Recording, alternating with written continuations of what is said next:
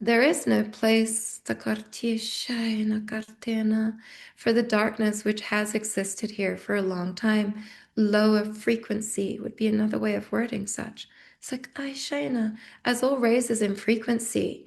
Ataishikaina takartia, that which existed by lower frequency, ishinia, must express in order for us to expand as one, in order for us to kaishakainata, come into the light.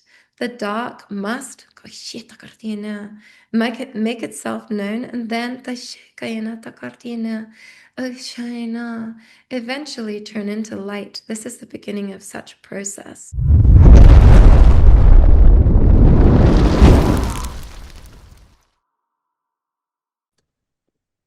Welcome to the Reality Revolution. I have a special guest today. Today's guest has lived one of the most remarkable transformation stories in the spiritual world. She spent 2 decades in Los Angeles and a decade in London as an actress, producer, voiceover artist, working across film, television, commercial media before being called into an entirely different kind of work. Tamsin Brown is a British American speaker and spiritual communicator known for the Morcott Material, a series of channeled books originating from the Lumerian sector of the Galactic Federation. She serves as the scribe and oracle for a light being known simply as Morcott, whose transmissions speak to the oneness of all and guide humanity towards soul level remembrance. She initially intended to remain anonymous, but stepped forward publicly as the oracle and scribe after being guided to do so by her Lemurian guides.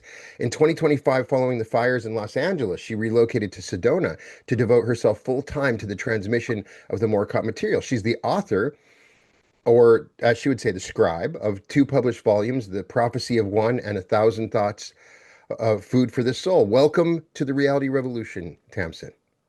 Thank you so much, Brian. It's such a gift to be here. And I was so excited to hear about your podcast and start to view some of the videos myself. And I'm so grateful to join you and your audience. Thanks so much for what you do and for having me here. Thank you, thank you. Take us back to May 2020 when the first transmissions from Morcott began. What was happening in your life, and how did that first contact actually feel? Tell us the origin story. Great question. Okay, so in 2020, obviously, we were all going through a lot globally. Mhm. I had the great fortune of having moved just six weeks previous to this remote ranch in the Santa Monica Mountains. So I was very lucky to be really immersed in nature. And I think that that had a lot to do with the timing that my guides started to speak to me more clearly. I'd been getting messages for people for about 7 years, but at that point, I started to get messages in a different way. It started with my mother. Her friend passed away, who I'd known relatively well. He was a journalist who was from America and had relocated to France. And he'd passed away only hours before my mother had messaged me. Late one evening during lockdown, I was in this little cottage up on this ranch in the mountains. I had no radio, I had no TV, I wasn't watching Netflix. I was just kind of reading, writing, Mhm. and really in my own world and in nature, which I think is really relevant to why these messages came through at that time. And in this moment, my mom texted me and let me know her friend had passed. I started communicating with him directly on the other side. Mhm. And that was what led to me beginning writing the first book, The Prophecy of One, which is 100% channeled and includes Q&As between myself and the Lumerian guides. So Mhm. essentially what happened is I was speaking with my mother's friend on the other side. He was helping me to understand how to do what I now do with the Lumerian peoples. And so I was writing letters to his wife on this side, Mhm. from the other side, helping to communicate. And after a short period of doing that, I wrote a few letters for him, one or two to other people. And then I felt that there was more work to do. And I said, "Do you have any other letters you'd like to write?" And he said, "No, I'm content." And I thought, well, I know that I'm supposed to still be doing something here. What is this? And I knew, and I intuitively asked, is there a higher consciousness that I can't remember my wording, but that wishes to speak through me or to me or something like that. And it's actually the first line, I think, of the first book. Hmm. So I wanted to be really transparent from the beginning. That's literally the first page of the book is my first Q&A with Morcott, who is a Lumerian collective. And Lumerian is a word I hadn't heard before. Hmm. Although it seemed really familiar, I hadn't heard it on a conscious level in this experience, this life. And so I looked it up and I couldn't really find anything online, but of course, Lemurian is so similar. And I asked Morcott about that, and they clarified that the two words or names, Lemurian and Lumerian, have the same root, but the Hmm. Lumerians did not have to incarnate here upon Earth, did not choose to, did not feel to. So that gives you a brief Yeah. starting point of how the material Yeah. did. And from there on, I wrote the first channeled book partly during lockdown and then partly during the few months after lockdown. So that was a really fascinating experience for me because I had the opportunity to just immerse myself in that communication. Yeah. And I had my neighbors who were in the 90s that I would visit, and I was really just alone most of the time. I would see my friends across the meadow, and they're sort of, one of them has since passed. They're sort of in a different realm in themselves, as themselves because they're in their 90s and Hmm. live a very different experience. So I slowed down a lot. And the reason I say that is was so powerful and so helpful for me. I found, as I think has been somewhat shared globally with people's experience of slowing down during lockdown, that it was good for us in all sorts of ways. And for me, I found I was more productive when I slowed down than when I was trying to do things at the faster pace that I'd been taught to live at. So that was a profound lesson for me. And ever since that, I've been working with the Morcott material progressively more and more until I shifted to doing it full time here in Sedona, as you mentioned, and have since I did the first book anonymously because I thought I it felt like the right thing to do Hmm. for a number of reasons, but I was guided year before last in the fall to be public as the channel of this material.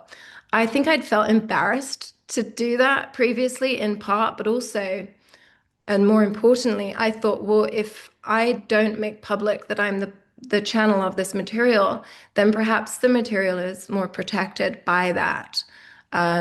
Especially with cancel culture, I thought, okay, how can I do this material justice? How can I honor this at my highest? And that felt like the right thing to do. But when I was guided to go public with the material and publish my second book, A Thousand Thoughts, Food for the Soul, publicly with my name attached to the channel, I had a total meltdown. I really wasn't keen on the idea. And I'd previously acted at one stage in my life, as you mentioned, and Hmm. I'd given that up a few years previous. And I just thought, oh God, I'm so excited about never having to be on camera again and just being in a different space. And I told the guides I was devastated when they told me, and they never tell you what to do. They greatly encouraged me was their wording, and I said, but I don't want to be famous, and they said that's precisely why you're tailor-made for the job at hand. So I had to just accept that I'm going to have to explain myself at dinner parties and be more open about what it is that I'm doing. So how would you describe Morcott to someone who's never encountered this material? Well, they're a collective, but they don't commonly use the word collective. They use that to help us to understand who they are, what they are. But they're light beings, Hmm. and they say Lumerian is like the word lumen, illuminated or luminescent. Lumen literally means light in Latin. And they are a collective, but at the same time, they don't use that terminology because they say that at the level of frequency at which they exist, Hmm. they understand their oneness. So I'm doing this because this is something they do to kind of show me it's like two individuals merging and morphing and then becoming individual again and then coming together again. They show me this as in explanation, just like during my channeled one-on-one sessions they show me things in shape, which I have to sometimes draw or explain. But they're essentially at a frequency level that they understand their oneness. So they're not really a collective in the way that we might imagine, like perhaps some oval table with a bunch of individual beings sitting around it and deciding together what they're going to say or do. They are they're they are in the wisdom of their essential oneness.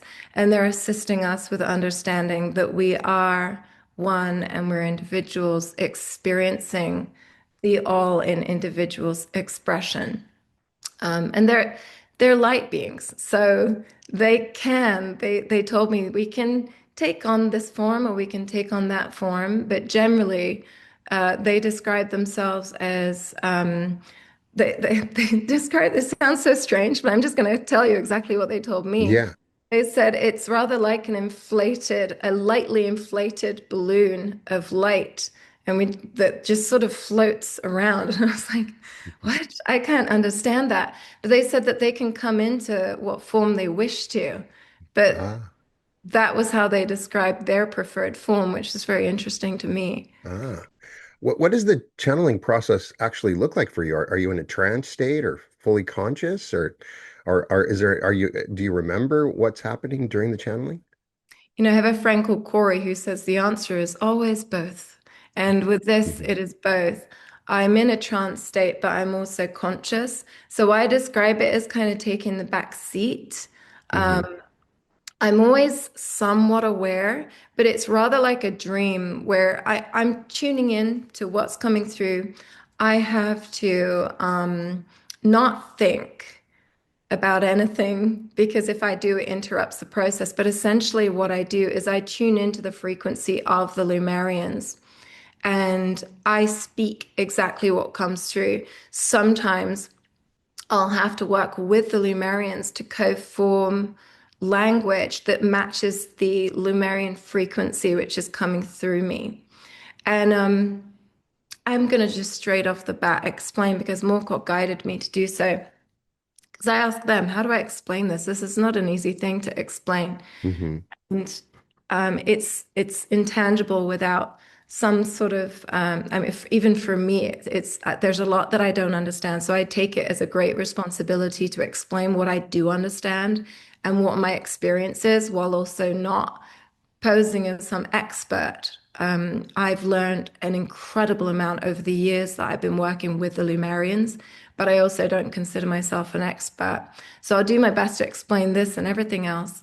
But essentially, what they have taught me is that they, in collaboration with other beings, co-created the human race, which is a huge thing to say, a huge claim, so to speak.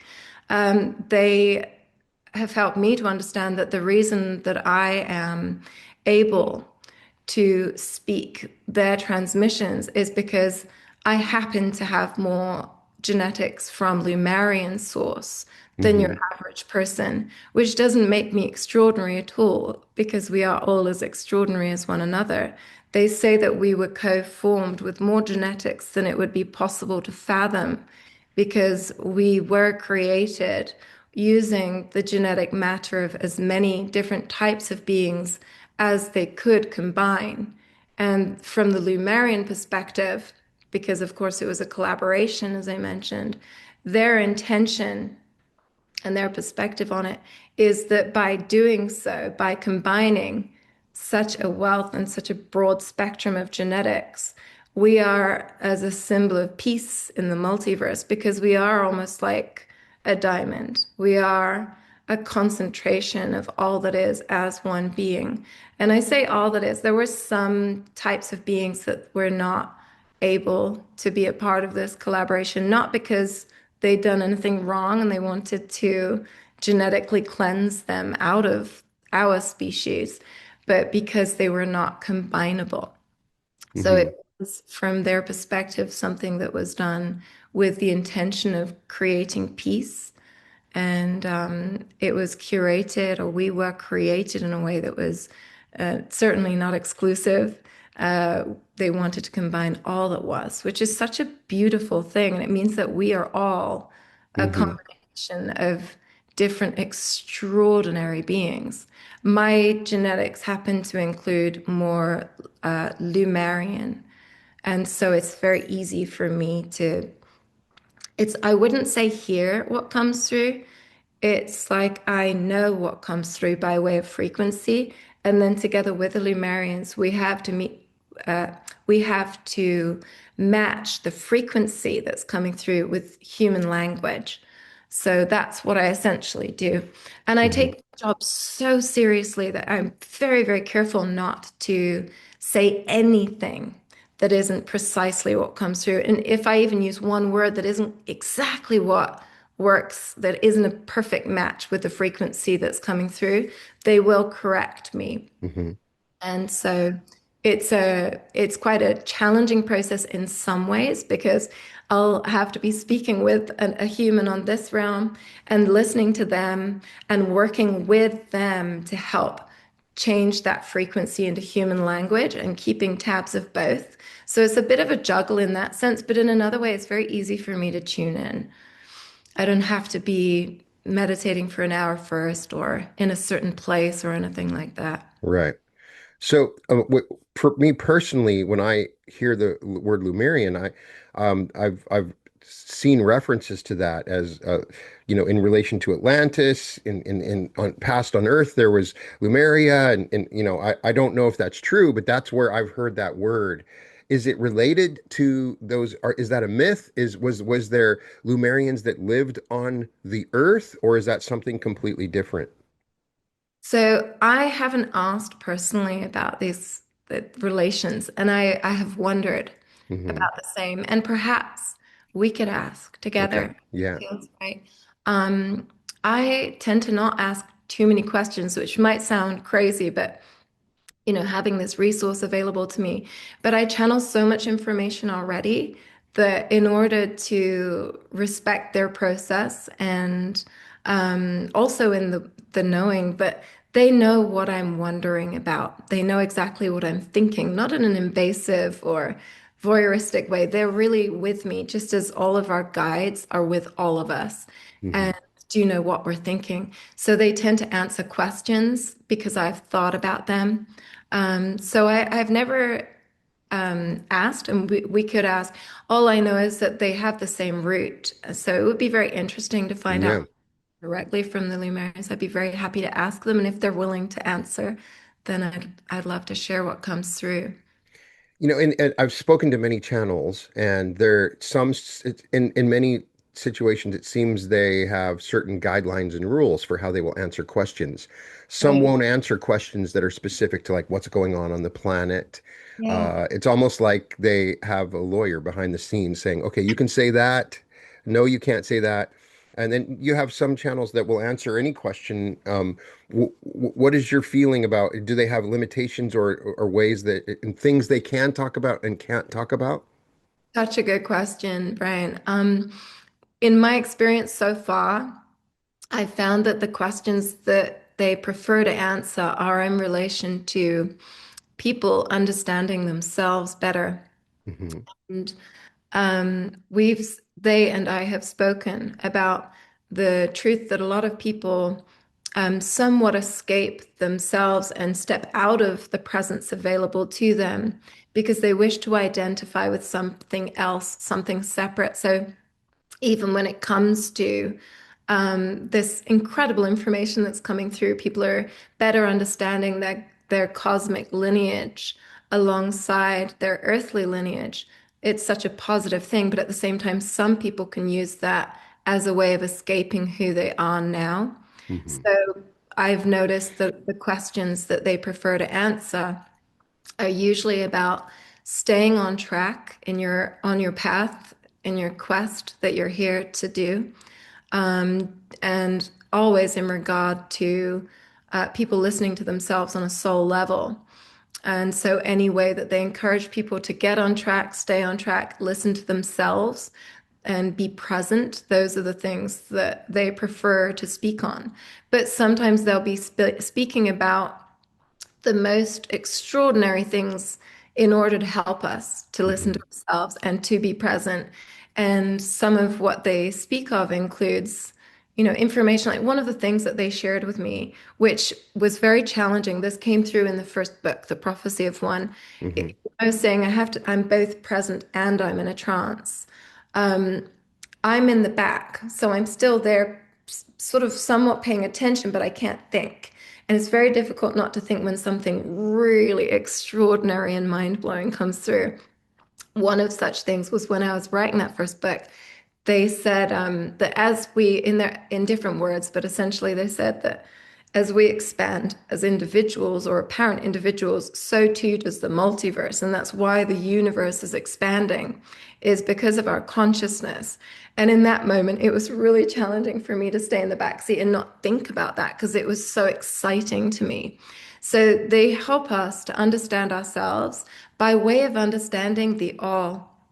And we are able to understand ourselves only by understanding that we are all things. And both are synonymous. So, as we understand ourselves better as apparent individuals, the more we can understand the all, Hmm. and vice versa. The more we tune into nature, the more we pay attention to the subtleties in our greater self, the more we feel it. So, that could be as simple as like one of the meditations on our YouTube channel is focusing on one item, like perhaps a tree or a rock in nature and beginning to tune into the frequency of that thing because gradually we begin to understand ourselves in tune with that one thing. And then we can build from there. Now I'm the rock and the tree. And they'll literally repeat during the meditation, I am the dot, dot, dot. It might be a tree, it could be whatever you choose in nature. But they're helping us to understand ourselves by understanding our oneness with what we have understood as being external. So it works both ways. And so that's another reason why I mentioned that I wrote this first book while I was in nature, and I really was in nature most of the time for a few months. And I started to notice subtleties, like the way that the grass changed color really gradually Hmm. and turned from this deeper color to this really beautiful lemon yellow. And it changed every day. And as it changed color, because there was less water inside the stems, it would move differently. And as I started noticing these things at the same time, I was becoming more in tune with my guides and myself. Another thing that they say is that as you hear yourself, you hear us. And so tuning into yourself, going inward, listening to yourself, and also not getting obsessed with external either validation or information is a way of beginning to understand yourself as one with all things because there are a lot of distractions out there. And some of us can become addicted to information Hmm. and using our intellect and using our brain out of balance with our heart. We can end up once again not being present to self and not evolving at our optimum because we're hungry for information, but we're not actually absorbing all that's going on and often missing the subtleties of what we're feeling. And as we feel more and think less, we become more advanced because we begin to understand ourselves as greater than the apparent individual that we are. So it's quite advanced stuff, but at the same time, it's very, very simple. For a lot of people, when they hear, it seems the focus, as you mentioned, is the idea about the oneness of all. A lot of people, when they hear that, it sort of sounds cliche, Yes. like, that so from what you've learned, have they given you any teachings that help us to what that means in practical lived terms? Mm. Great question. Maybe when we tune into Morcott, you could repeat that question to them Okay. and ask them directly, but I know you're asking me. I think really the way that I see it is it's a gradual I don't want to say reconditioning because we don't want to be conditioned by anything. We could use the term deprogramming as we become more sensitive and notice what we're feeling on a soul level, then all comes into place. And that might sound really simple and almost annoyingly simple. We'd rather have something really exciting and external that we can learn or do, and then we figured it out. Hmm. But it really is as simple as listening to yourself. Know thyself. It's the same. It's like to notice the way that you feel. just as simple, like in practical terms, in some cases, they'll talk about addiction or even without addiction being in place. I work with a lot of different people from cancer patients to addicts, big celebrities to people who are doing all kinds of jobs. And I find that across the board, the number one thing that Morcott encourages is for people to notice what it is they're feeling. And I brought up addicts as an example because it's very typical to not want to feel all the things you feel in your heart, especially if you're a very sensitive or a highly sensitive person. And as Morcott puts it, sensitivity is a gift. It's a superpower. But a lot of people who've come here with the ability to feel more find it so challenging to do so that either by way of addiction or other measures, other ways of avoiding what they're feeling, they will do everything they can to avoid feeling all the things that they feel because it's just so painful to do that, or it can be so painful. So, what Morcott encourages us to do is to really feel all that we feel. They say you have to feel it to heal it. And Hmm. by feeling all that you feel, because we're at one with all things, they say that as we heal ourselves, we heal the whole, and that our hearts have the ability to transform darkness into light. They say we are all alchemists and all is golden, all is essentially light. And so, as we transform that darkness or that pain into love, into light, and that sounds like a very hippie, very like spiritual way of talking about it, but we're literally transforming pain, integrating it in our own bodies if we don't ignore it, if we're listening, if we're really paying attention to all that we feel, we have the ability to transform that pain. And the guides are coming through with frequency tuning to assist me in my explanations. Ah. They say we each have the ability to transform darkness into light. And the way that we do this is by way of our hearts. And so each pain we experience is an opportunity to integrate that within ourselves, not by ignoring anything that we feel, but by Mhm. paying attention more to that which we feel. Humans must not doubt their ability to do this. It might sound simple, it is extraordinarily advanced. It's like, here. This is what you were designed to do, amongst many other things. They say humans have been taught that you are not as powerful as you are. So you are each uniquely powerful, and you each have come here. So on a quest, every single one of you, just to be here right now is a quest. We're truly grateful to be in communication with you all. We will answer questions directly. Brian, if you wish. And know, Brian, that your guides are here with us. And should you wish to ask Tamsin directly a question, let us know and we will exchange. Morcott, I'm honored by the opportunity to speak with you, and thank you for sharing your light and essence with us today. Can you describe yourself, what you are, where you exist, and why you choose to speak through Tamsin at this particular moment in history? Let us start with one question. Which would you like to begin with? Well, exp explain. Let's just. Can you describe yourself? Aisha Kortiani here.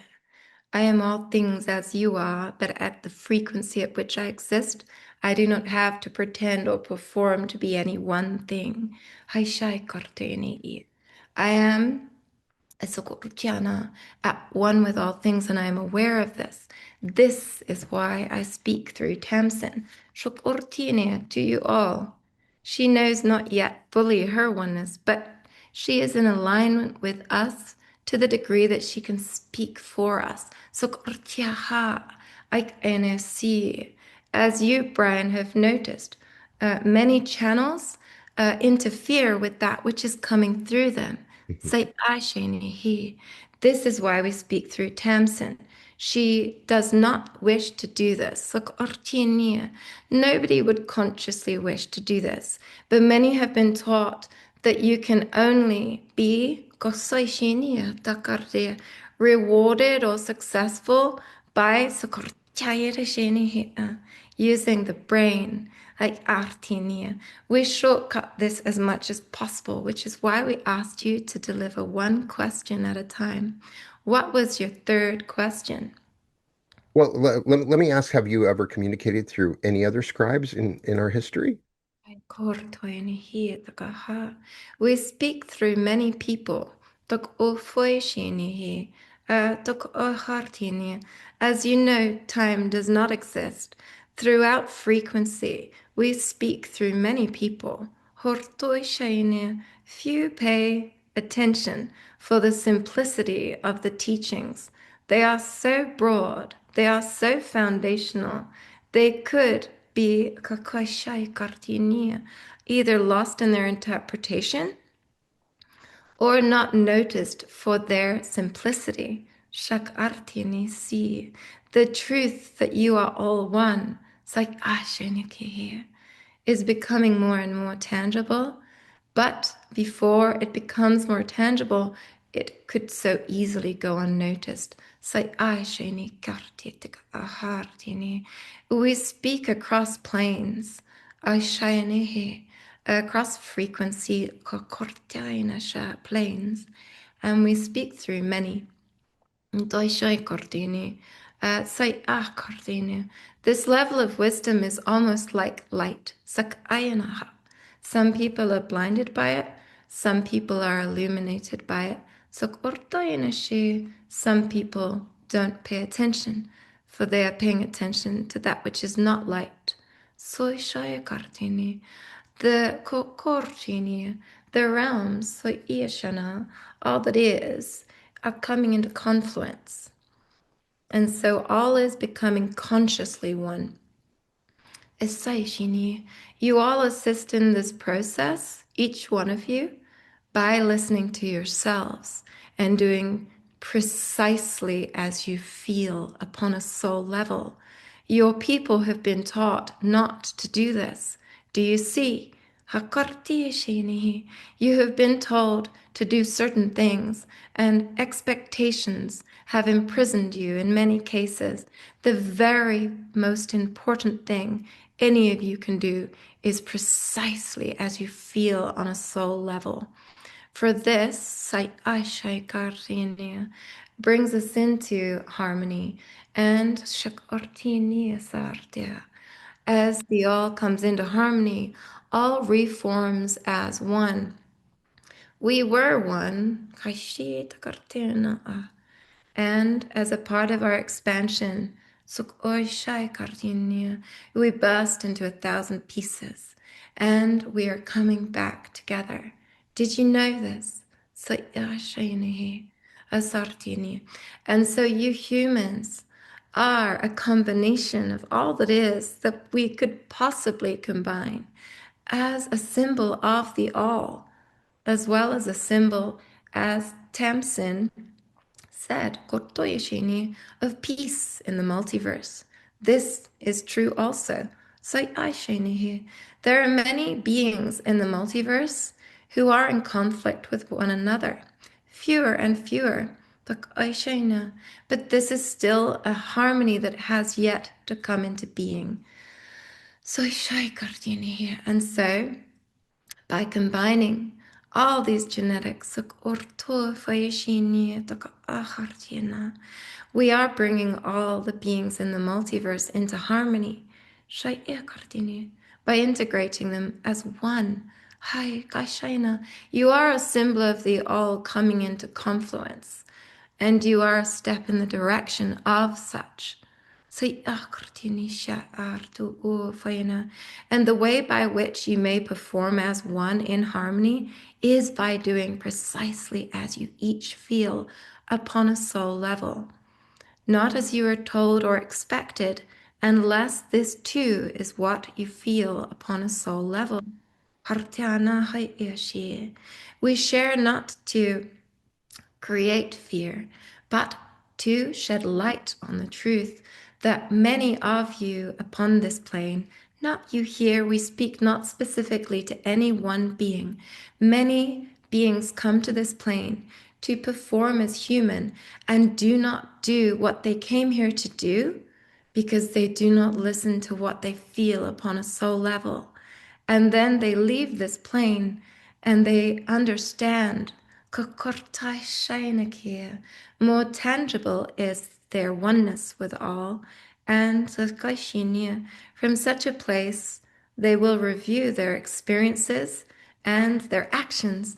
It is most helpful to do this here before your what humans have termed life review.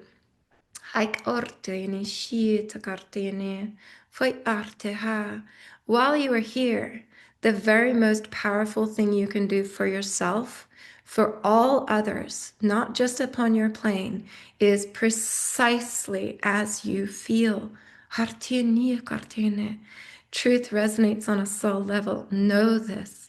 Know this and do not doubt yourselves and do not doubt your powers and do not be offended nor deterred by those who do not understand you doing as you feel on a soul level.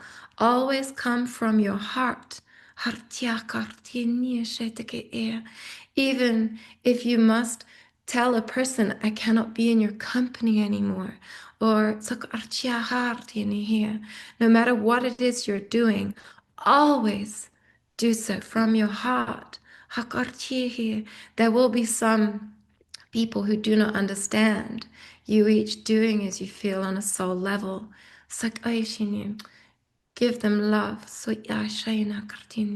Do not be offended and do not be deterred. Do as you feel and give them love. This is how we progress at our optimum. And as we progress at our optimum, remember that you are assisting all that you are, your greatest self, and coming into confluence, becoming consciously one. It will be one day for all beings, as it is for us, that we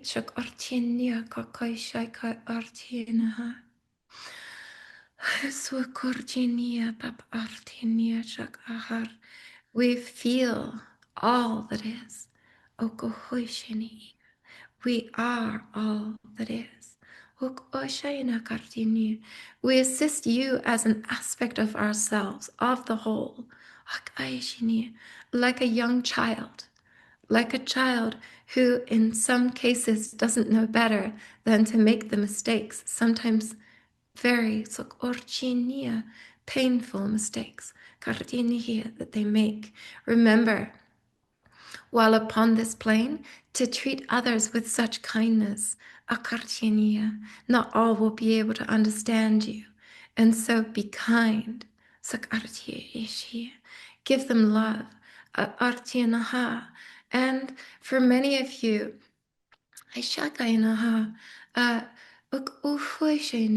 many of you attempt to teach others what they are not yet able to understand. And so give each person the gift of a seed and then give them space and light to let it grow. And allow yourself the light you need. And for many of you, you tolerate the company of others whom you would prefer not to spend as much time with. And then can end up being resentful that you are spending this time, and in some cases, limiting or lowering your consciousness to meet these people on their level. So give them the gift of a seed and let it grow. Go and be in your own light. Do not bury yourself in books and paper. Allow yourself to feel, for you are all things. And as you notice how you feel all that you are. You feel your own guides. You feel the earth upon which you dwell. Your greatest self, most localized. By being in love, you are present with all things. For your heart is a portal, a portal, a port to the all. Sak Aishanihi. You are all things.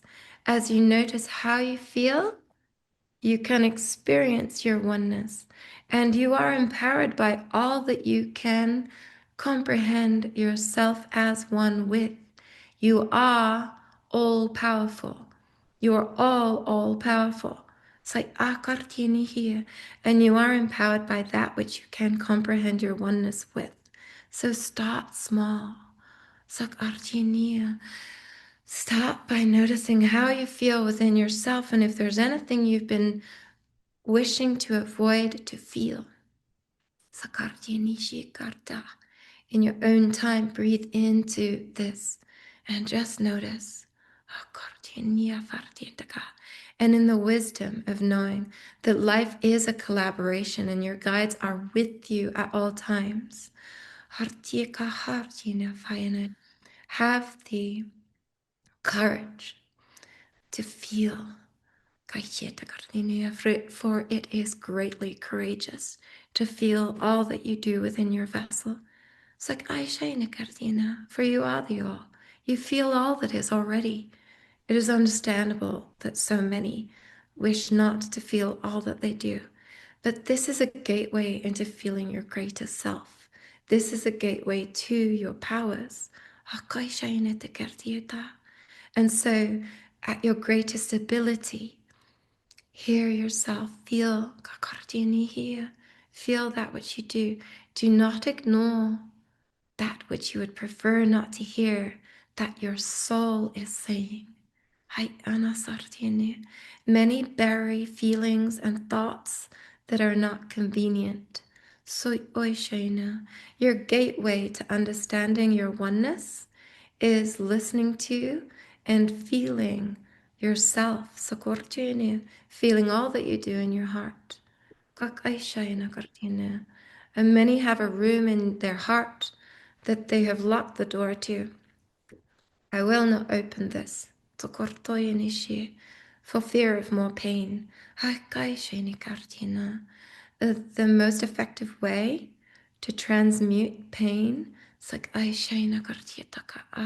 just like being faced with a dragon, so to speak. Look it right in the eye. It ceases to be fearful. You are empowered by your presence. You create at your optimum from a place of presence. So if you are present to all that you feel, including that which is not comfortable, you can create solution much more swiftly and accurately. And you're creating energetic pathways for this to come into being holistically. Does this answer your question? Well, very much so, and every question I had after that while you were speaking. So, many people can't distinguish their soul's voice from fear or conditioning or ego. So, how do we develop the discernment to know what we're feeling on the soul level? Notice when you act not in accordance with one's soul's will. Resentment can be an example of a gift which highlights such. So here, we'll give an example. You sit to read a book. You have been meaning to begin this book for some time. You're so happy to be laying on your sofa and reading this book. And somebody calls, and you take the phone and you say, oh, it's so and so. Why are they calling me now? I'm enjoying what I'm doing. Well, I have to take this call. So, here. You are telling yourself, the all, and this person, that I need not do as I feel. I need not listen to myself. This is usually because of taught behavior. You will have been taught at some stage in your existence, I must prioritize others, or perhaps this person really needs me, and this person Oh, shiny here, Takartini. Although they may have many problems, every week calling you with their problems, you will find that because of cultural conditioning, unless you take this call, you may not be able to focus upon enjoying your book and doing as you actually feel to do on a soul level. We bring up such a simple, perhaps boring example because this is the kind of thing that can happen often. You'll be doing something that is your soul's will, and you will allow your cultural conditioning to say, I am not priority. This other or this other thing is what must take priority. Because from when I was a child, I was taught not to do as I feel, but to do as I was told. And in many cases, to prioritize other. This is true for both men and for women in different ways. Men have a very strong sense of duty. Sometimes this overrides what they intuit, what they feel to do. Well, I have to do this. Often later feeling resentful because they did not feel to do whatever it is that they thought they must. When it comes to women,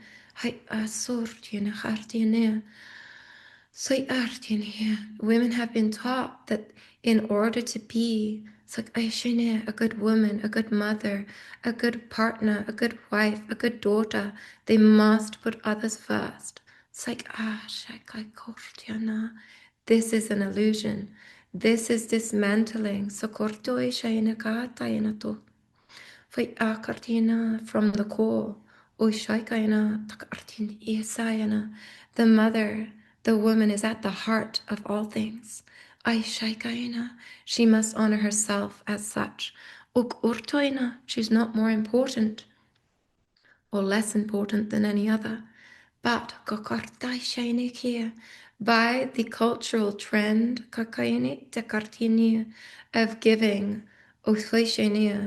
more in many cases than one feels to, as can be true for the male also, but with the female especially, self-sacrifice has become a way of disempowering humans at large from the core. So self-sacrifice is very rarely helpful. On rare occasion, it is what one will feel to do on a soul level. And as one, you can see that every now and again, this might be helpful, but very rarely. So, by a mother teaching her son that they come first, by a woman teaching her partner, her colleagues, her friends that they come first. What do you think she is creating holistically in the multiverse? So there remains a void at the core. So do you see the importance of both men and women?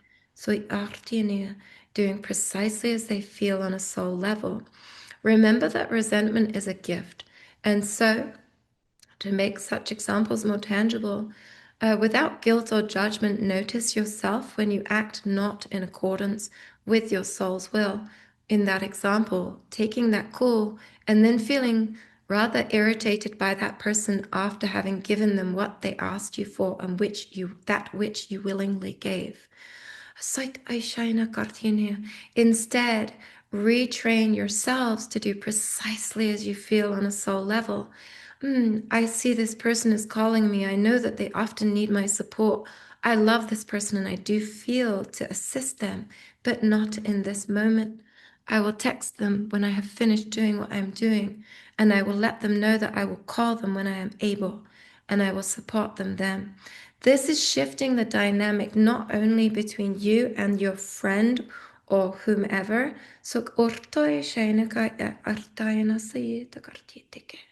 It is transforming your plane and enter effectively all realms. You are claiming your sovereignty, and this is why we are here, is to help you all remember that you are the light. and that by doing precisely as you feel on a soul level, you bring all to light. So this is what enlightenment is. Understanding your light, understanding your oneness, our oneness, and that we are all light. So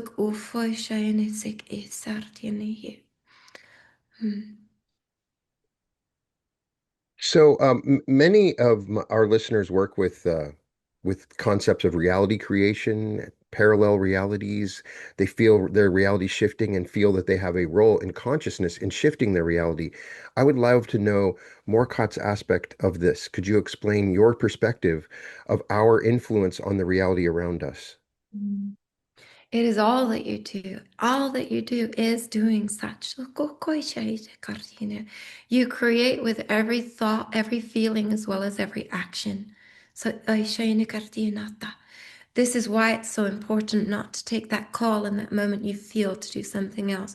Whatever it is you're doing, even if you're just walking down the street and feel for no logical reason to cross. So you you have the ability to be in flow with the all. This is what we describe as grace, being in flow with the all. Doing precisely as you feel is graceful. So and so after a process of noticing, oh, I didn't feel to do that. I thought to do that, or I thought I had to do that. So, as you progress in this process and you are more astutely aware of what you feel in each moment, you create more accurately in each moment. So, transforming all that is with every thought. Do you understand, children, how your sovereignty, you doing precisely as you feel, transforms all that is. Each realm into affects each other. And so, by being present, by being truly present and noticing what you feel, you are in flow with the all as it expands, as it shifts. Not just the people and plane most local to you, but all that is. And so you can benefit from an advancement upon another realm. So for as they shift and more becomes available to you, you will be present and ready to receive such in your constant exchange of doing as you feel. For what you feel to do on a soul level is what we feel to do in harmony as one. You are acting in accordance with your greatest self. It's like here. Can you see that's how harmony comes into being holistically? When you listen to yourself, you can hear the whole. It's like just as the child said, when you heal yourself, you heal the whole. It's like there is nothing more important than doing as you feel, even if what you feel doesn't sound to be so important. Just reading this book, just making this call, just crossing to the other side of the street. So profound shifts can come from making such choices that one intuits. But if you are not careful, your logic will tell you, why would I cross the street? This is the swiftest course to where I'm going, while taking a much longer path or deviation, for one did not listen to their intuition to cross the street, which would in fact have been a swifter course to where they're going, because they're going somewhere they were not quite consciously aware of. It's like Aishania. So, for example, you might cross that street and see an inspiration which inspires a creation of your own, perhaps a painting, a film, a gesture, a meeting. Or perhaps you across that street and meet a person that you need to meet to continue on your course. we ask the child to share a quote from the first book.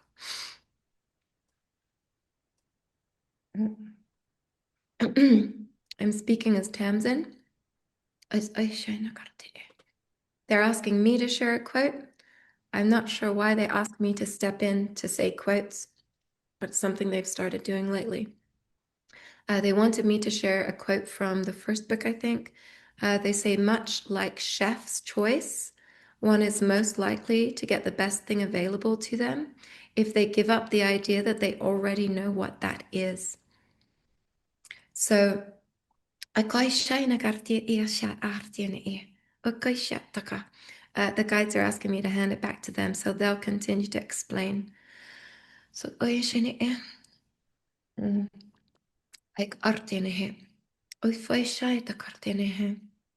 do as you feel, not as you think.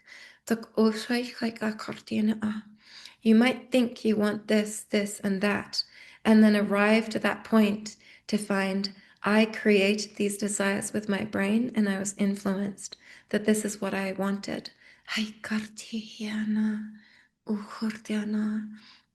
What all beings want is connection, for we are all one. Love, for we are all love. Peace, for that is what we are growing, that is what we are building. That is what we are growing toward. And so, notice what you feel on a soul level and create in accordance with this. For your own desires could be as distractions or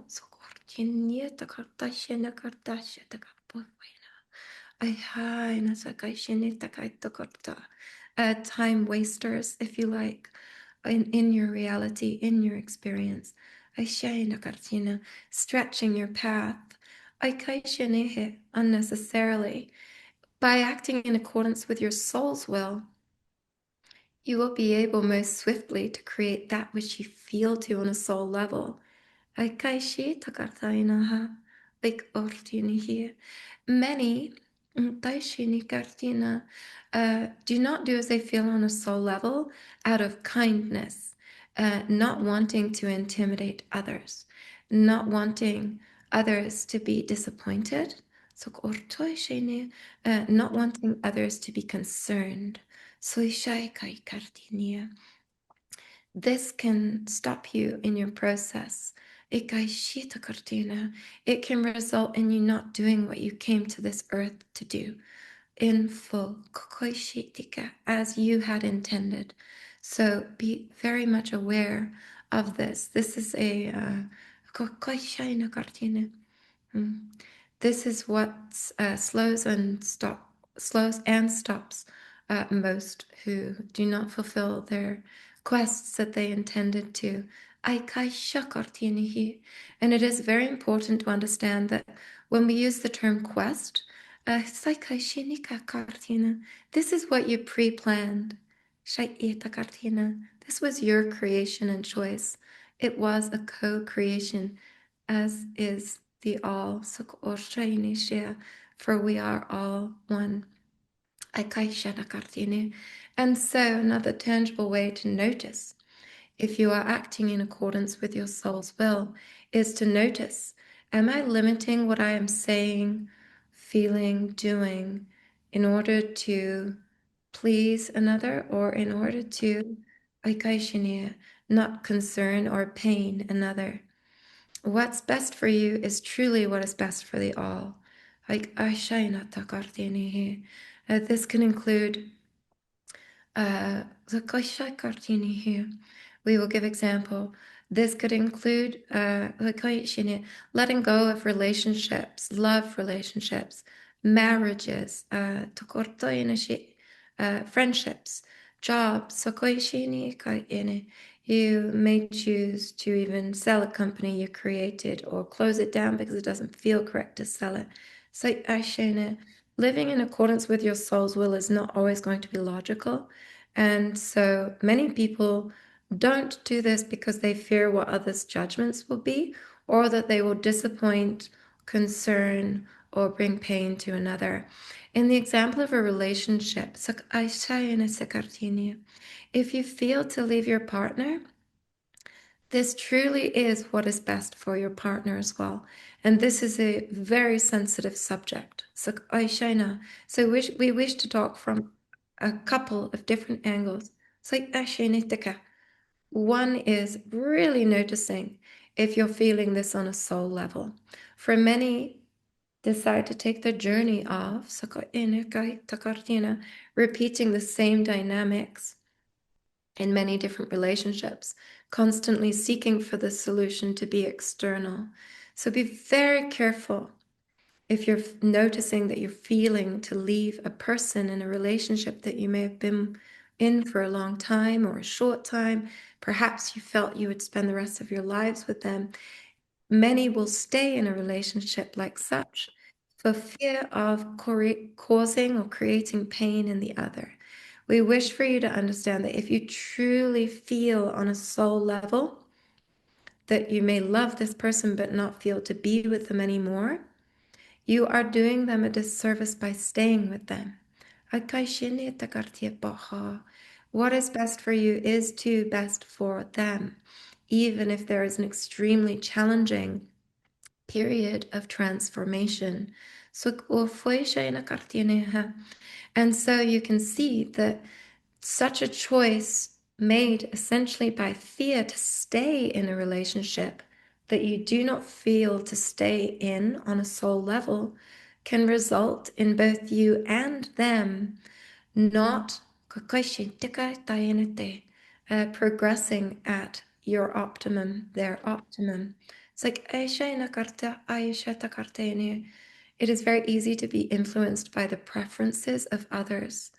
One must be present in their heart and act in accordance with their soul's will, for this is truly what is best for all others.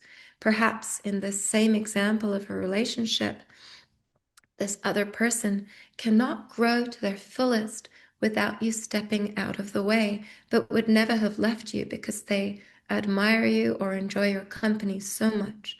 This is just one example. So later down the line, having made a decision from one's soul's will and from a heart center, choosing to leave this partner is able to flourish. No one would prefer to be in a frequency of a relationship which is only staying in place to please them. This is not a relationship. One must meet in harmony. We choose to be with different partners to learn many things. Like I will give you each a shortcut. Both must do as they feel on a soul level, and so encourage your partner to do as they feel on a soul level. And you do the same. And seek relationships only that serve you and the other by way of such boundaries and encouragements. You can flow as one only if you feel able to do as you feel on a soul level. If you do not, in almost all circumstances, you would both best be served individually, or in different relationships, which are more in alignment. Does this answer your question? Yes, very much. Now, one more question before I open this up to some others in the group. Is there anything that you can tell us about humanity's future? It feels like we are experiencing huge shifts and changes in the world. Do you have any guidance for us as to what will be happening in our future? Yes. First, we would like to say that all the changes you see taking place, some of you are aware of this. It can seem like such chaos. It can seem like things have gone, as humans say, in expression from bad to worse. The opposite is true, although we are in a period of transformation which is very painful. First of all, chaos does not exist. All is shifting so it can come into greater harmony from a place of expansion, for all is expanding all the time. And upon this plane, the apparent chaos that you observe is due to the raising frequency upon this plane. There is no place for the darkness which has existed here for a long time. Lower frequency would be another way of wording such. It's like as all raises in frequency. That which existed by lower frequency must express in order for us to expand as one, in order for us to come into the light. The dark must make itself known, and then eventually turn into light. This is the beginning of such a process. We are watching all turn into light, but first we must see what it is that must turn into light. Do you understand? So koshai takartina, since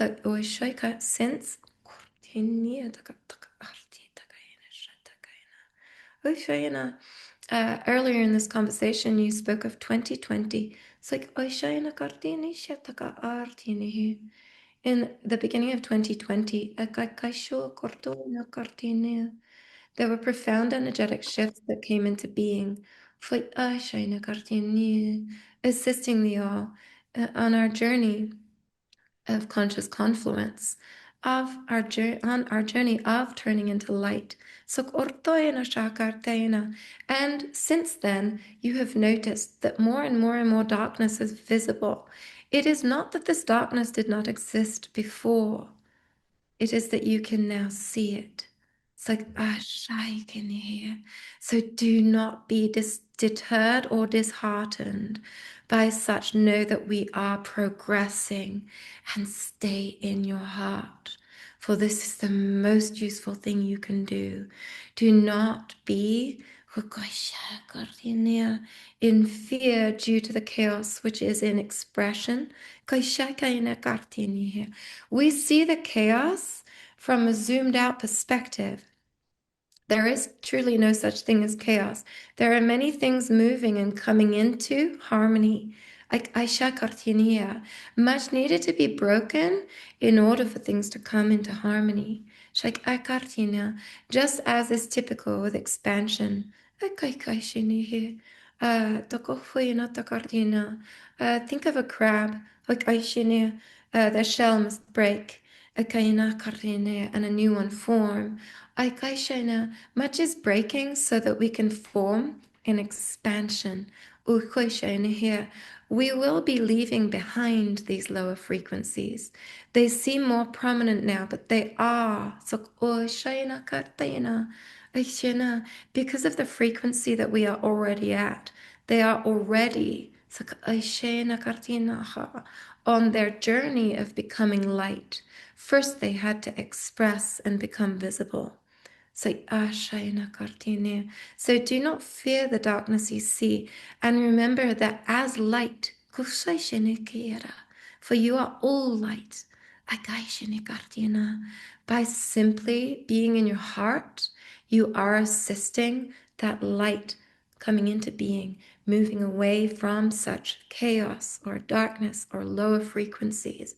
Remember your powers without needing to be in fear of what's going on. Send love. It's like Ashaina with precise intention. And so when you notice yourself feeling afraid or fearful of something, someone, send that thing love. And know if it is a lower frequency being or or something of lower frequency. You will not be adding to its powers. You will be diffusing them with the light that you are and that it essentially is, or they essentially are. It's like here. Always return to love, for it is your greatest power. It is a transformative power. Remember what we said earlier, you can turn darkness into light. And so when you see somebody saying something or doing something that you cannot in action do anything about, remember how active, how powerful, how formative the force of love is. Send them love. Send them love. If they are doing something that is dark, it will distract and confuse them. If not, assist them even more greatly beyond such. I near. Do not be in fear and do not be in hate, for this adds to the force of the lower frequencies. It is not about not acknowledging what is happening. It is about looking at it even more closely and recognizing what that is and how can I help. So, and how you can help is by noticing how you feel and responding with love. You are the Cardinia, the Uishayana Cardiana. All alchemists, and you're all so powerful. Daikaishini, in truth, Cardinia, without overwhelming to the point that it wouldn't be easy to understand. You are all powerful. And so, by loving that which you may have previously chosen or been taught to hate, you are transforming that into love, that into light. You are greatly powerful. And by practicing this, it will become more tangible. And in process, you will become more powerful because you will begin to understand even more your powers and your oneness. For each are interconnected or one. And so, forgiveness, whether it is watching a certain politician you don't prefer or somebody who is honking in traffic at you. So, not even for a moment allow yourself to be in hate. Give them love. This is an opportunity to change the world and all worlds. All. Each is an opportunity. But you can only be in this place of love if you are also offering such unto yourself. And this includes continuing to read the book in our earlier example, honoring yourself. Not stepping into the role of self-sacrifice, which we encourage you to review. Do you have another question, Brian? Um, yes, I wanted to open it up. Some people in the group might want to ask a question. Is that okay, Morka? Yeah. Okay. Ball, did you want to go ahead? Val. Ball. Oh, hi, Tamsin. Just wanted to say it's been a complete pleasure and honor to meet you. You've actually blown me away. Um, so much to take in and absorb. But the main thing I wanted to ask you was ad advice on, you were talking about our purpose in life. Well, I've always believed from when I was 7 years old that my purpose was to be a mother, and I always wanted to have about 6 children. However, that's passed me by due to lots of negative circumstances. The main one being I never met the appropriate partner to rear children with, and I was too scared to be a single mom. And because of culture and religion, it was against my religion to be a single parent. So, what advice would they give to someone like me who I honestly thought my purpose in life was a mother, but now that purpose doesn't exist. So are we supposed to have a purpose in life? We'll pause you there not to interrupt, but because you are a mother of the all. And when it comes to your personal relationship with children, we have a message for you. your children, which we don't know if you would prefer for us to share broadly, and we would like to speak with you in depth about. The child will gift you a session to answer this question because it wouldn't be appropriate for us to answer with everyone listening, but we want you to know that your family is with you on the other side, so to speak. It's a term that humans use, although it is not separate. But we wish for you to know that you are continuing to do as you wished to do here upon this plane. You have not missed a bus, so to speak. You have not missed an opportunity that was presented that was correct for you to take, for we understand that this is a fear and a projection. So we wish to gift you this knowledge now and to speak to this in more detail in privacy so that what we share will be appropriate shared only with you. So as it's your choice what is shared with others, but we would not wish to share it this broadly. So and so please ask Tamsin or for Brian to put you in touch or message on the internet. So we will give you much more detail on this. Know that you are precisely on course. Did she hear that? That your guide said. We're here with your guides. You haven't missed a step, and you're precisely on course. Remember we said truth resonates on a soul level? Breathe that in. And everyone, please take a breath. I have not missed a step, and I am precisely on course.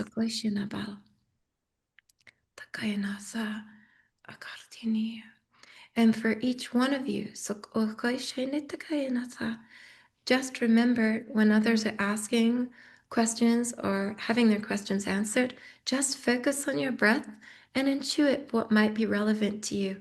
And if you feel to, you might wish to give love to the person receiving the answers.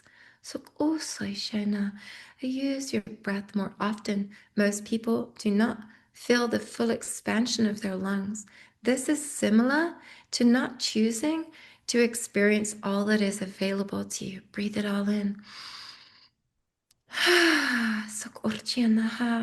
What we spoke of earlier, feeling all the things you feel in your heart, as Belle is so bravely and courageously doing right now.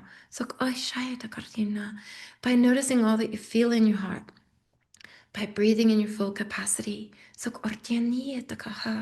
you act as a transformer more effectively. So it is actually less painful and more helpful for yourself and for all. Belle, thank you for your question. Please message on the website and explain what we have said to you. Tamsin's assistant will understand. Do we have any other questions? And Thank you. very welcome, Bal. And keep in mind, everyone, and Bal, your question was perfect. Ashina, just keep in mind that you'd like an answer that will be broadly shared if you're comfortable with that. So, we'll take the next question. Next is Michael, please.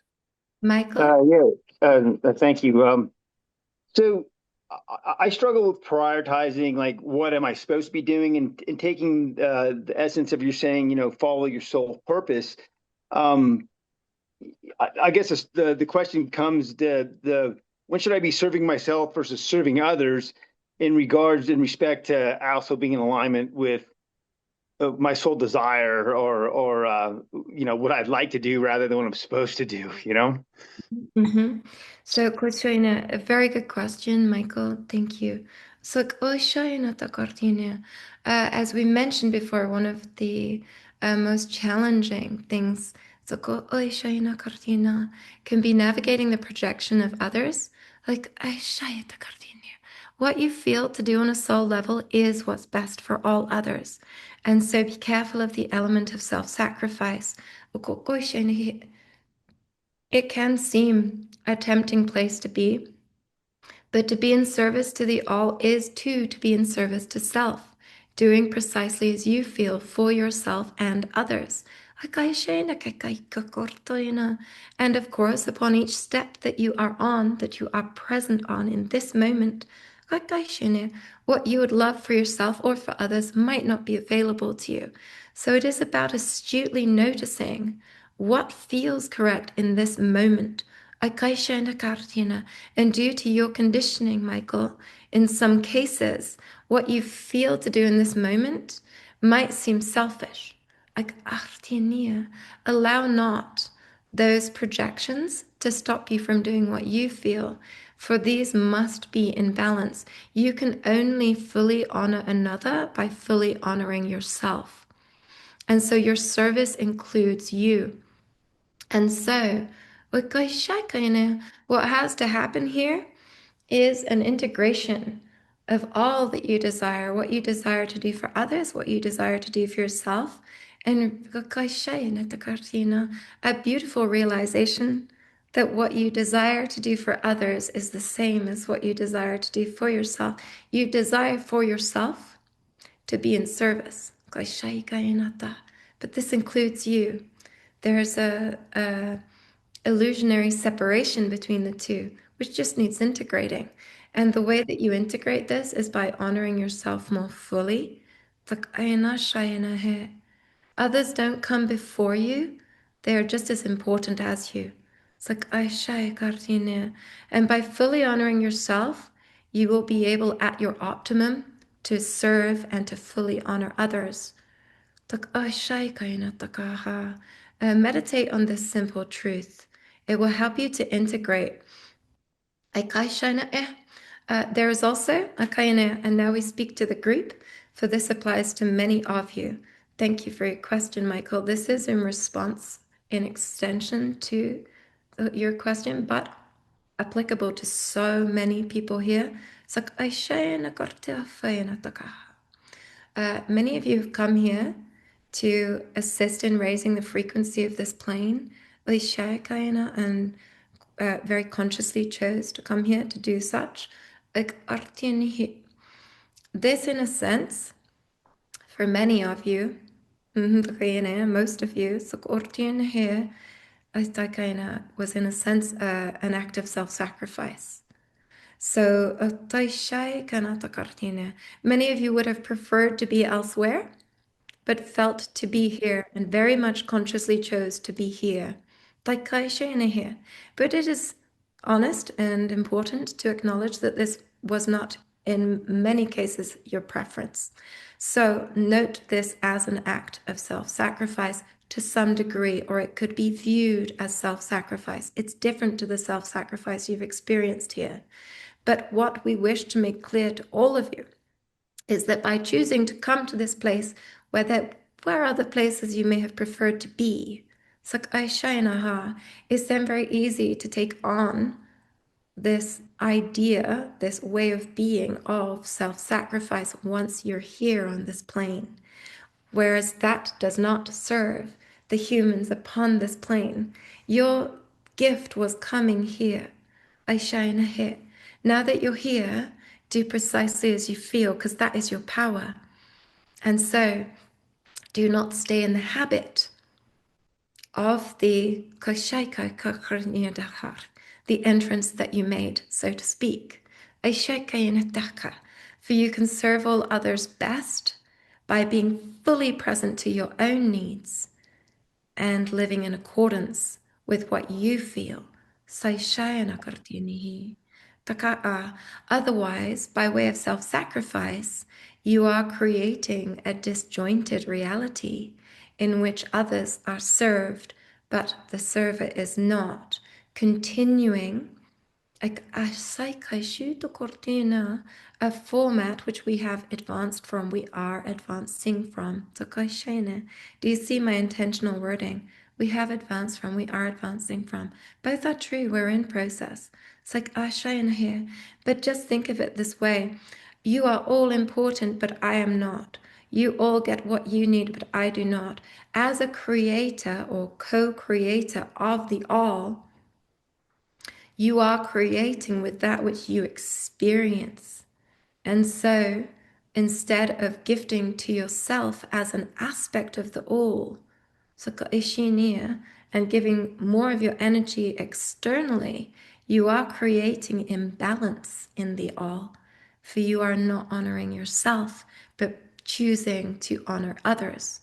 And this is a dynamic which can be very common because of the cultural projections upon earth at this time and the entrance that you made. So as a young child, you could say, oh, right, that's how I serve the people at my optimum if I continue by self-sacrificing, because that is what culture has taught so many of you, that you can be most in service to others while being in self-sacrifice. Since you now know you are all things, this is disempowering from the core. We understand, we repeat this, but it's a very important lesson, and we wish to relate it to the work that so many of you are doing, whether you choose to work formally in the world of helping to heal or teach others, or whether you are here as a frequency or light holder. Stand in your sovereignty and show others how to do the same. The child will give a quote from one of our books.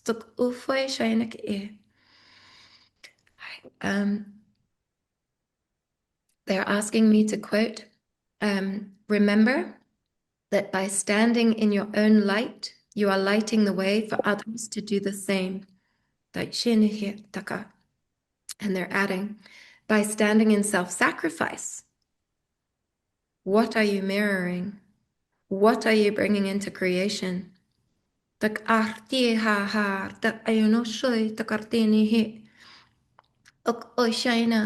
We, do not deplete ourselves in order to honor you. We know ourselves and we feel everything, and that is why we are with you. It is a gift for us.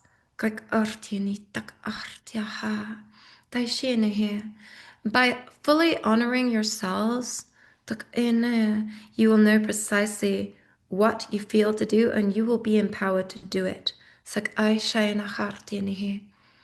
Many of you must be much more gentle with yourselves and accommodating to yourselves.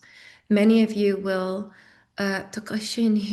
respond to the needs of others and not your own. If you wish to help at your optimum, look in this mirror carefully and notice such. This is if you like one of the greatest tricks, self-sacrifice. To be in service, one must include themselves for all are one. We'll take the next question. I hope that we're not taking too long in our responses. You're doing great, Morcott. Is the channel doing well, Morcott? Thank you. I just have to keep drinking because I have to keep my sugar level up. Take your time. We can stop at any time. So just Yeah, we have people would love to talk to Morcott. So if is a couple more questions. All right. So absolutely. I go. Yes, go ahead. Hi, I'm so to be here. I get a very I really enjoy. Thank you very much. So my question is here, I know we're human or one. I'm wondering, are there some why we have so many nationality? And then next question is is there, for example, in Arctic, very cold place, people live, they used to there, they never moved to Africa, for example, very hot place, right? They come from, for example, Africa came from one planet, and that Arctic people from different planet, and the middle who has 4 seasons, are they different planet? Why that certain people come certain places? Like only hot places, only cold places. I want 4 seasons, for example. I want to be there, and they come from different planet. And how? What's the why there's so many nationality? Again, are they from different? One from yeah. I think you understand. Yeah, thank you. It's a great question, which we won't answer in its entirety, because of the consciousness state of human race at large here. We can't answer in all its detail, but each detail of your question was excellent. Very astute of you to ask. We will say that there are many different kinds of beings incarnating as human, and all human. Human means hybrid. So not as some sort of experiment, as a very much sovereign and sacred being. There have been many different drop-off points and timings. The different seeds have been planted upon earth of humankind. Here. And within these seeds, lie the genetic matter of many, many, many, many different types of beings.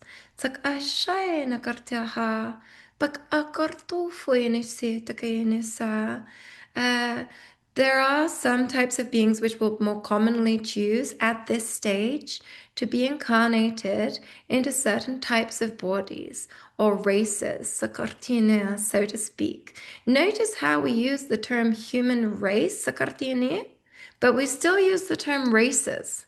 So which is it? Kartina, it's an interesting thing that humans acknowledge that there are multiple races within the incarnations of the human race. Some races, star people or cosmic races, those from other systems, so to speak, will favor being born in a certain race.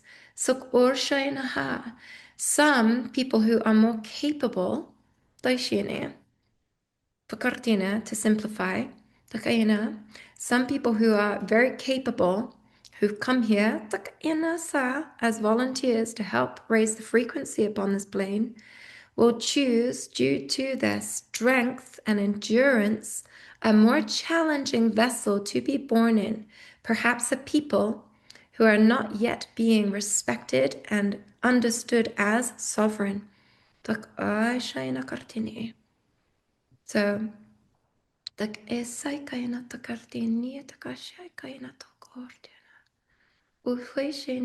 we must be very careful in what we share with you. So it cannot be used in a way that will hurt one another, because in truth you are all one. And such information can cause conflict between the illusion of individuality. Know that each being is as sovereign as another. Some who have strength in certain abilities will choose to be born in certain bodies in order to assist their people upon this plane to step into sovereignty. Does this make sense without me giving too much more information that could be a problem? If some of you are very much ready for more information, but if we speak it broadly, it can also cause disruption if some people are not ready for such information. So we hope that we have answered your question in a satisfactory way. We will also add that there have been periods upon earth during which there were no humans. And your seed lay dormant, and then we began again. And that your race as one, the human race, is advancing with every generation. Your genetics are refined, so to speak, and are integrating as is natural in evolution, if you'd like to use that word, which we find quite funny. Excuse me. Long periods during which no humans were upon this plane. And then in varying periods, humankind was spored,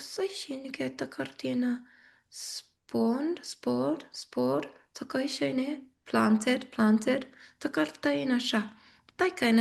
we will create life here. We will create life here. Some beings who were available to incarnate as human, when we chose to start this, were not available in the same way when we chose to start the next drop-off point, if you like. Does this make sense? So this also was a factor. But we wish to emphasize that some beings who are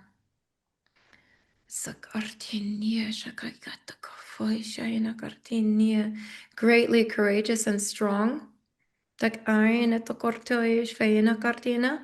chose very intentionally to be born into lineages that had been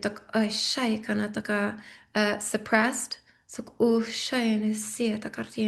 in order to more swiftly uplift these lineages, because they wanted to gift at their optimum and use their powers to assist with such.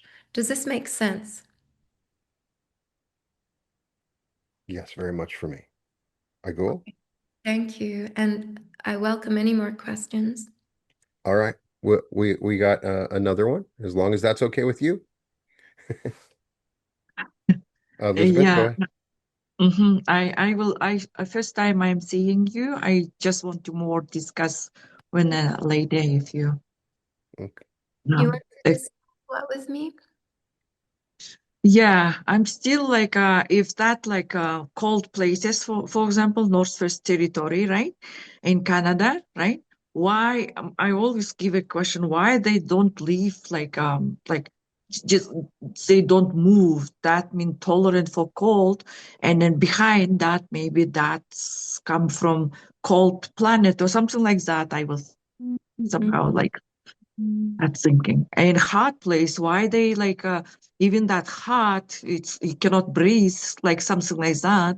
Why? That because they maybe come from that kind of planet and they don't bother about like for them it's like normal, like for cold people, like normal. That means behind them, they came from that kind of planet. Because we will hear that in many cases it has to do more with the tolerance level of the soul, due to their previous experiences, rather than necessarily a familiarity with the physical environment. For many types of beings exist on higher frequencies where there's not the same physicality that you're accustomed to.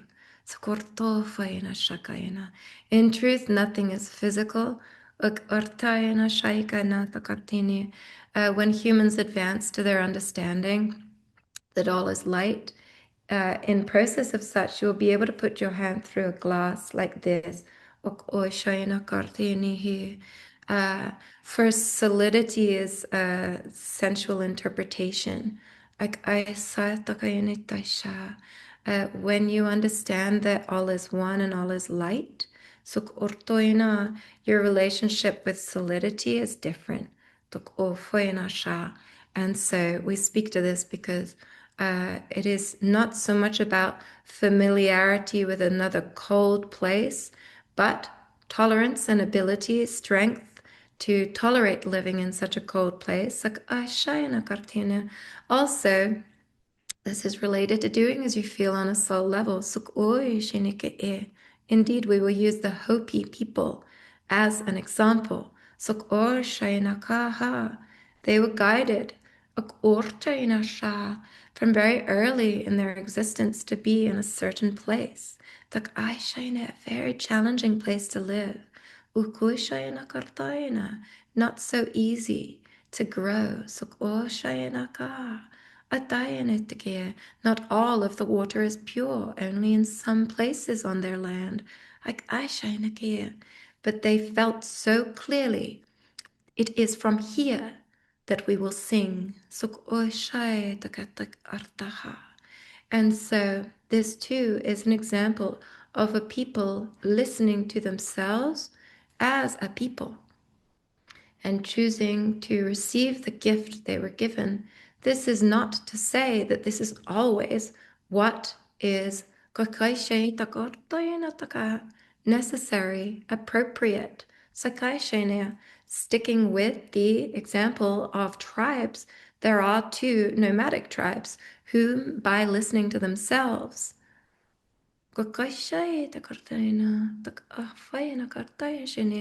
found themselves exactly where they needed to be. This comes back to listening to yourself on a soul level and noticing where you feel to be. And so living in such a cold environment that might not seem tolerable to many of us will be more gracefully endured because it feels like the right thing to do. Much like many of you might like the idea of doing one job but feel to do another. Such a delicate balance. A delicate equation to notice, what do I feel versus what do I think. It truly is everything. It is your greatest creational tool to be present to that which you feel. And it is helpful for each of you to remember that whatever is immediately here is the quest. This is not in the way of the quest. This is the quest.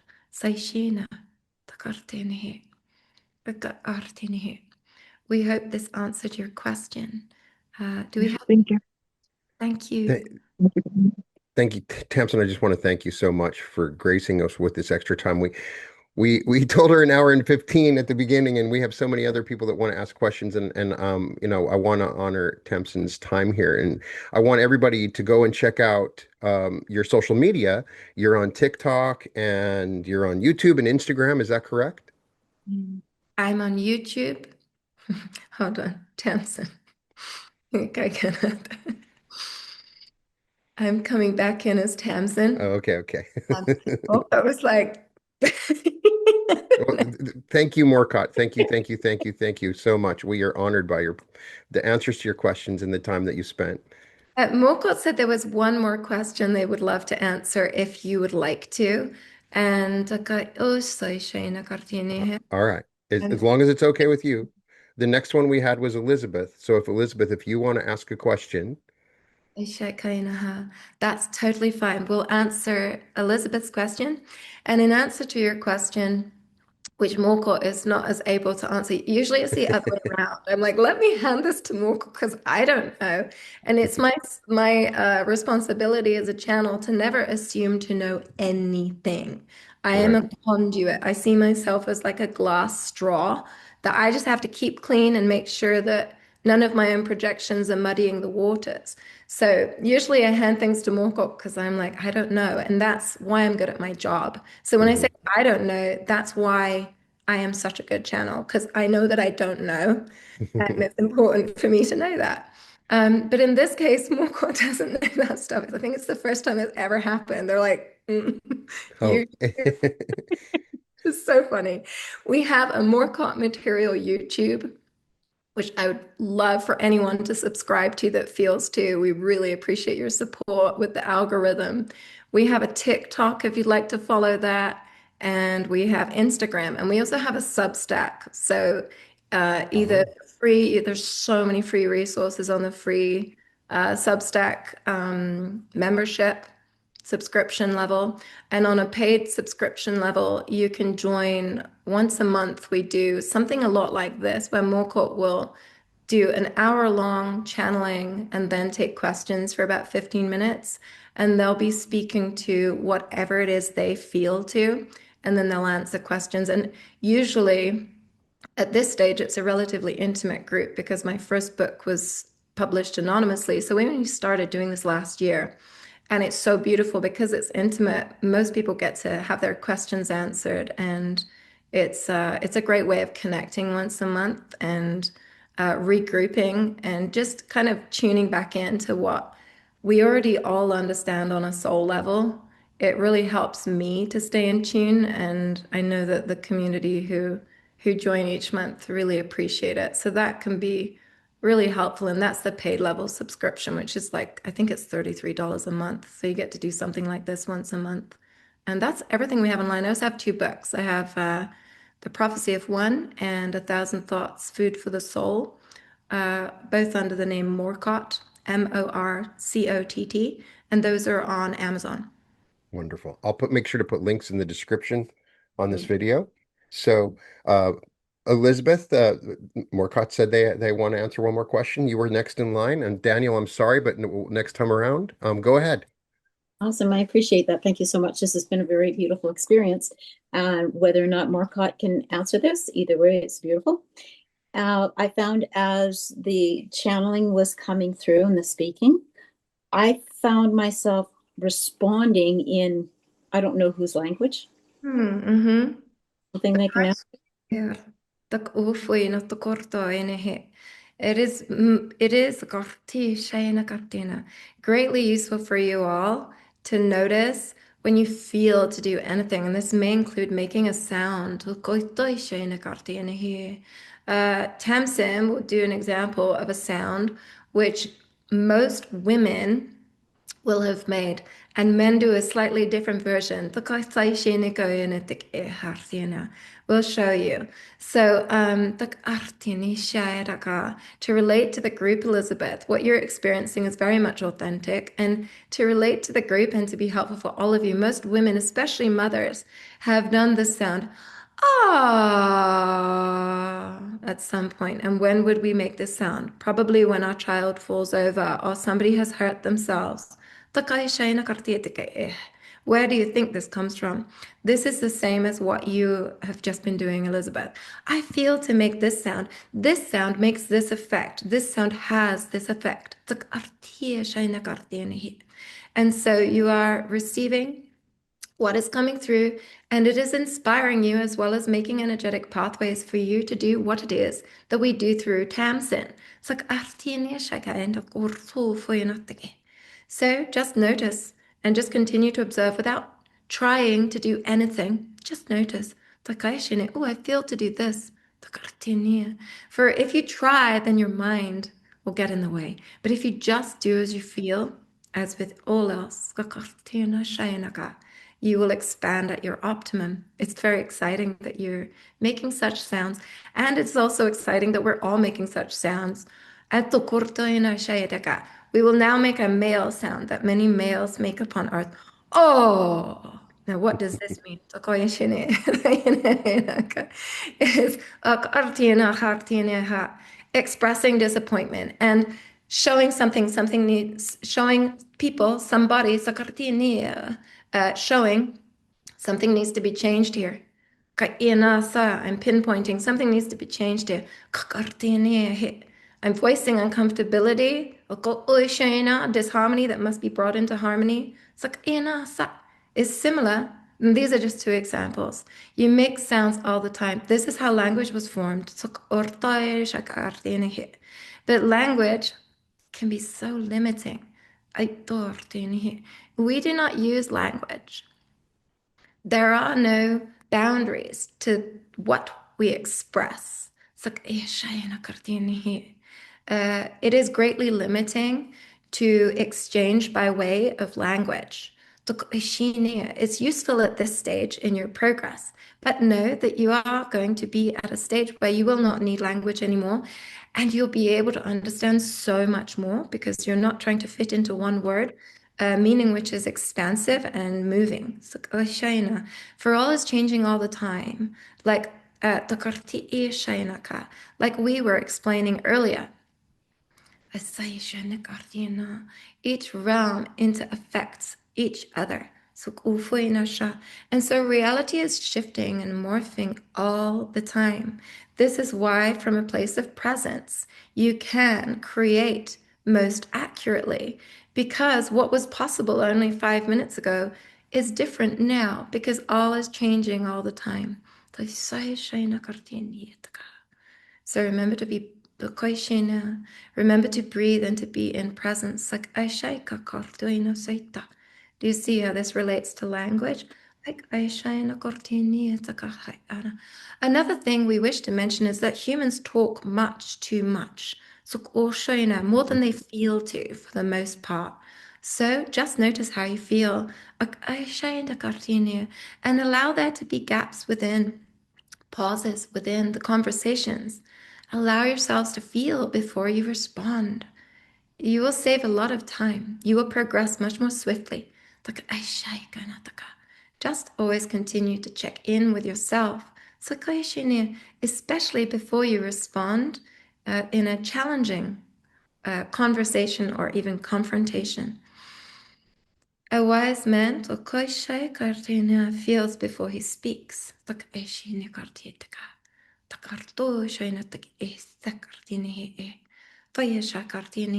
We are so grateful to connect with you all. Thank you, Elizabeth, for your question. Thank you. Tamsin, I just want to thank you so much. And we have all noticed the light as it plays around you while you're talking. Some people have messaged me, they see a face in the light beam that's right. That I've seen it too. As soon as it was pointed out to me, have you had comments about the way that light plays with you as you do this, or is it just like a skylight in your office? I haven't actually. I've not noticed that, but I'm relatively new to doing podcasts. I've probably done like 10. Oh, wow. Well, I'm so glad that you joined us. So, Oh, um, thank you. Yeah, perhaps I have been told that my eyes change. I'm aware that my voice changes, but because I'm in confluence, it's challenging for me to see such differences. mhm. But with the headshot that you actually have, I believe, the my eyes look different because I had just channeled for 4 hours, and then my friend Philip Dixon, who is a photographer, just came to me in my seat where I was and said, "Can I take your photo now?" And took it in like 2 seconds and then stepped away. And it's really interesting because my eyes do look quite different. But I think that it's like we're all playing these roles of being humans. And when we allow ourselves to just be, we're of course more ourselves. So actually, I think that picture looks more like me than I normally do.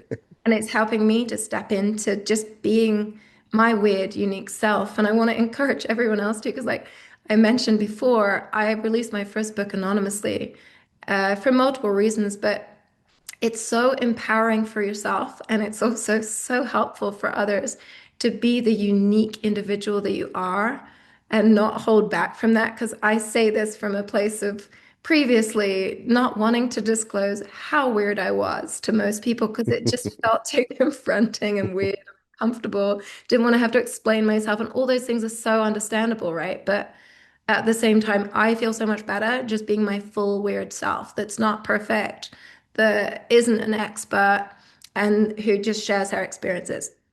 That's it. I don't have to be really smart. I don't have to be an expert.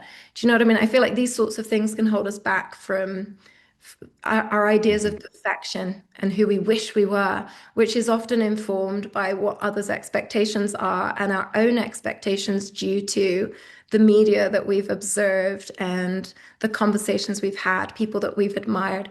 When we just give in and we're just our absolute selves, then we can do what Morcott's saying, which is to listen to ourselves on a soul level and to act in accordance with our soul's will without fear of judgment of others, without needing to be any one particular thing. We are our unique selves, and that is the gift. And Morcott says that is the gift you are given is your gift to give. And they also say you are the gift.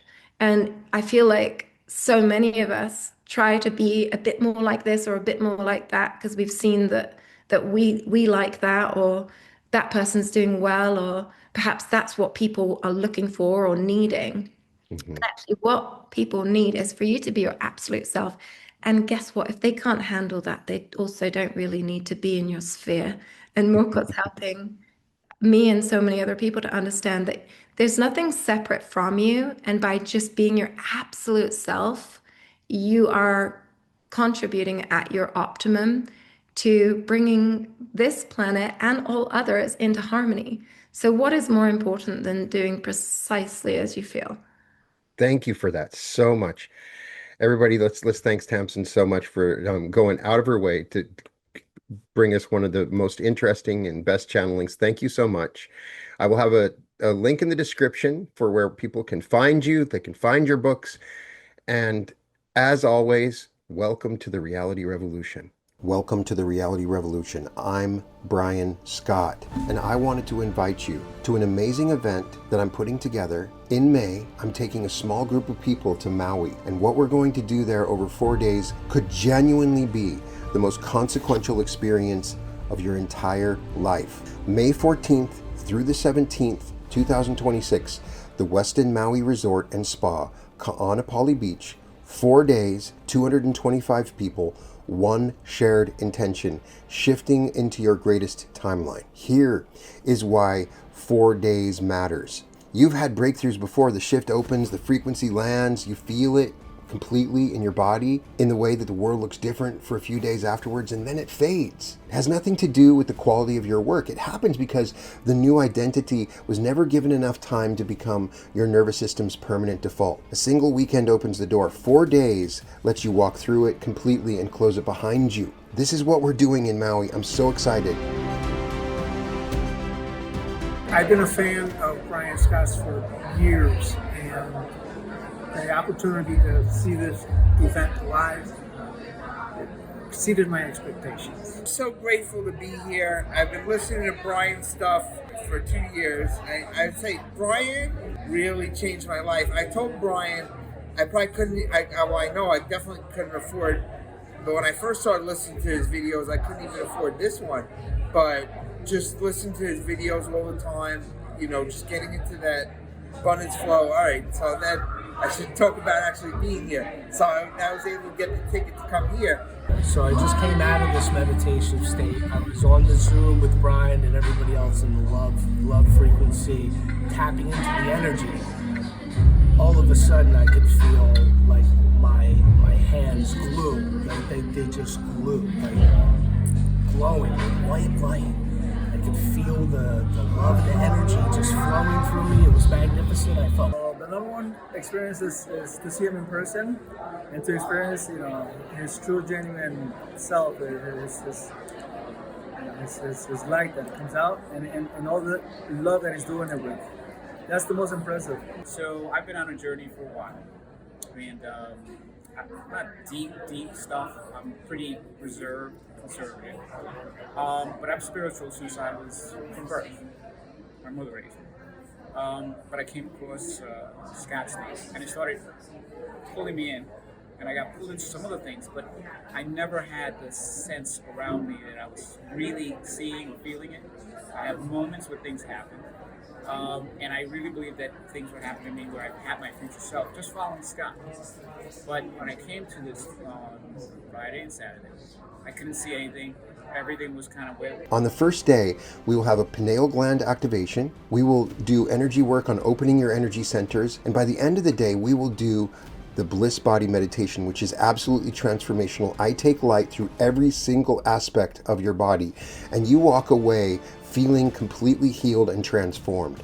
On the second day, you will meet your higher self, who guides you into a vision of your greatest timeline. And then we do a quantum jump, where we quantum jump into this amazing reality that your higher self shows you. And then in that reality, you meet your future self. You converse with them, you get downloads from them, and you merge with them. You become your future self. This completely changes everything. This is where the whole event comes to its culmination. And on the third day, I will teach you how to navigate this new version of you as you shift. Once you get an idea of what can happen and how it works, we will work with the quantum heart and you will learn how to remember your future. And then on the fourth day, we do a large sums of money meditation, which as a group is absolutely phenomenal. Then we do an opening to love meditation, which will change your life. And we conclude with a new earth shift meditation. This is the day where the internal change begins to express outwardly, and the shift is completely and totally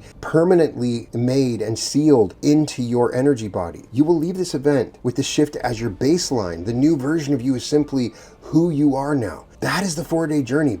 Now, on Saturday evening, we have a special surprise. Paul Selig is joining us for a live 90-minute channeling session. Paul Selig, internationally renowned channel, author of the I Am the Word series. The guides have been speaking through Paul for decades. You've heard me interview Paul several times, but you've never heard Paul channel for a complete hour answering questions. And he does these amazing attunements in the group, which you can viscerally and tangibly feel. In a group of 225 people, this is going to be mind-shattering.